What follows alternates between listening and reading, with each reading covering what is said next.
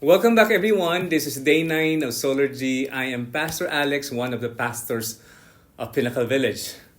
One of the most difficult or one of the hardest things to do in life is to wait on God.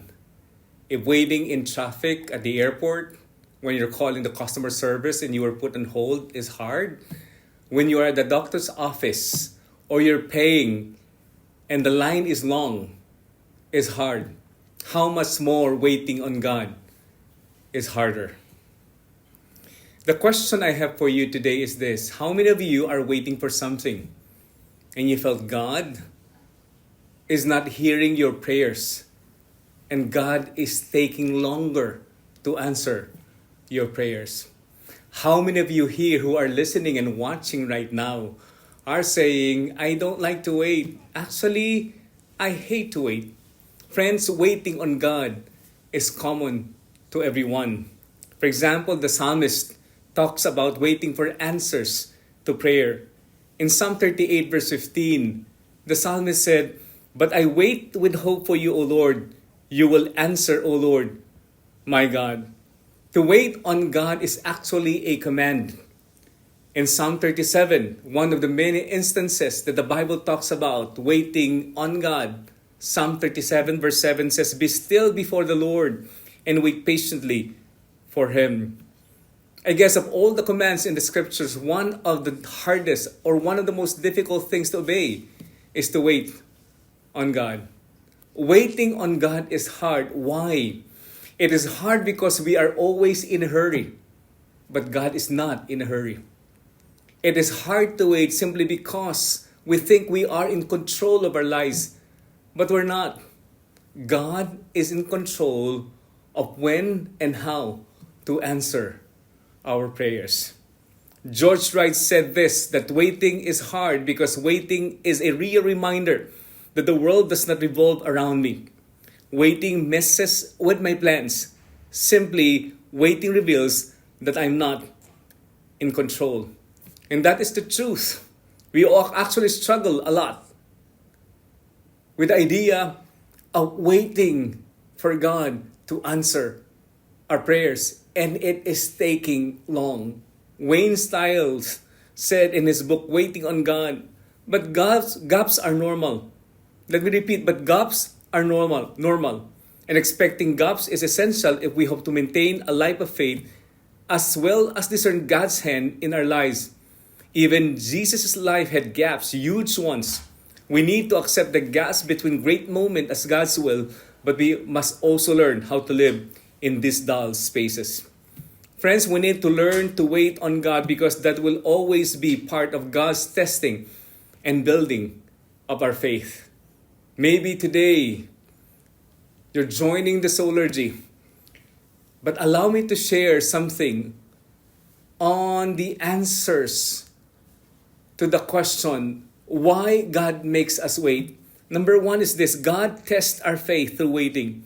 In 1 Peter 1 verse 7, these trials, and that includes waiting in God or on God, are only to test your faith, to see whether or not it is strong and pure. It is being tested as fire tests gold and purifies it. And your faith is far more precious to God than mere gold. So friends, if your faith remains strong after being tried in the test tube of fiery trials, it will bring you much praise and glory and honor on the day of His return. This is a powerful verse in the scriptures that the trials and problems in life and difficulties, they come into our life to test our faith and prove our faith. We're talking about problems and trials and difficulties, and that includes waiting in the hospital for your mom or dad to heal and recover. You're waiting for a job, an opportunity for work, because you've been praying because your finances are already depleted. You're waiting for God to restore a broken family relationship. Your kids with you, relationship between parents and kids, between siblings. Or you have a rebellious child and you're just waiting for God to make him come into his senses. One great example of a man who waited in the Old Testament was Abraham. Imagine he waited for 25 years, which is equivalent to 300 months, or 1,300 weeks, or 9,125 days. That's how long Abraham waited between hearing God's promise in Genesis 12 and holding his son in Genesis 21. Friends, Abraham was a waiting man. His faith, a waiting faith.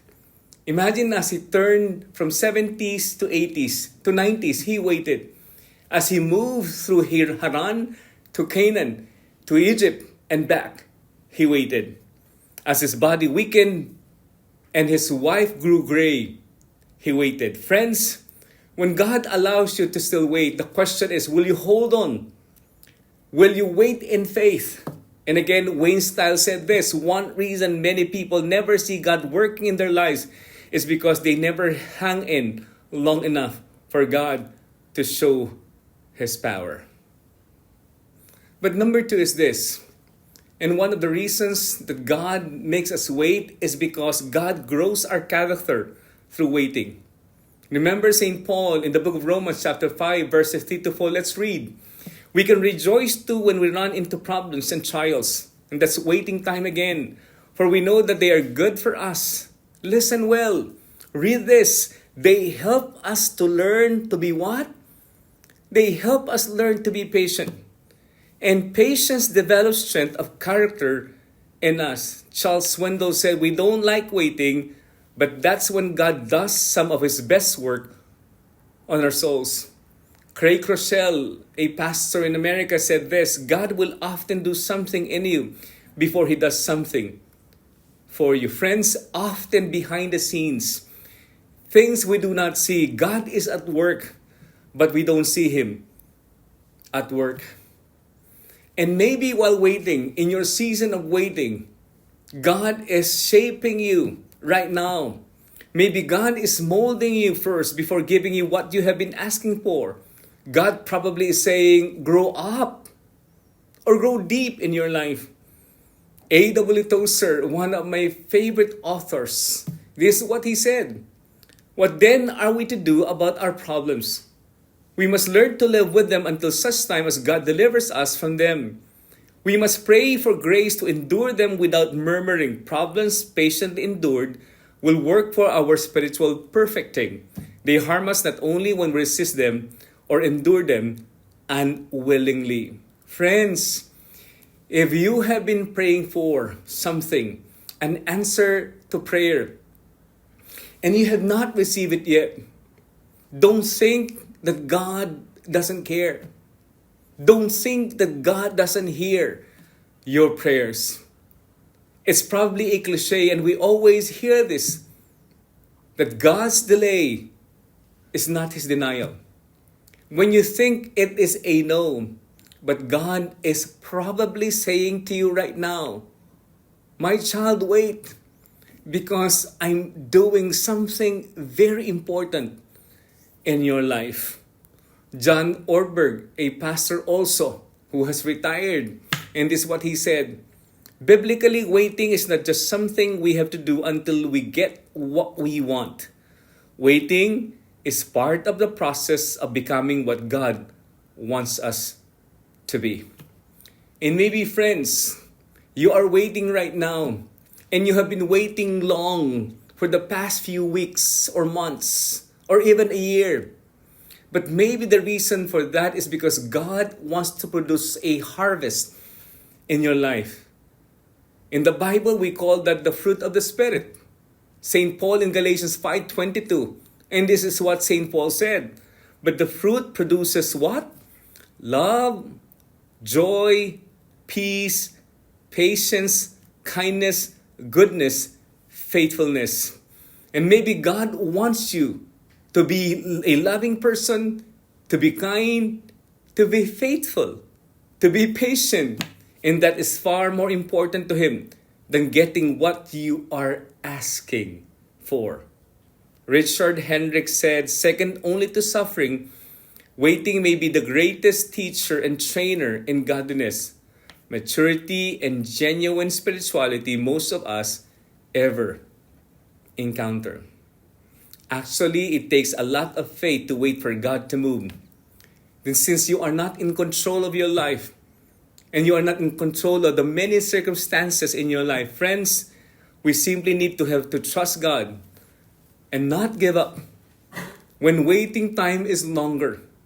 Remember, God has a purpose for you while waiting to test your faith and to grow your character. Let me end with this. Galatians 6 verse 9. Remember this one. So let's not get tired of doing what is good. At just the right time, we will reap a harvest of blessing if we do not give up.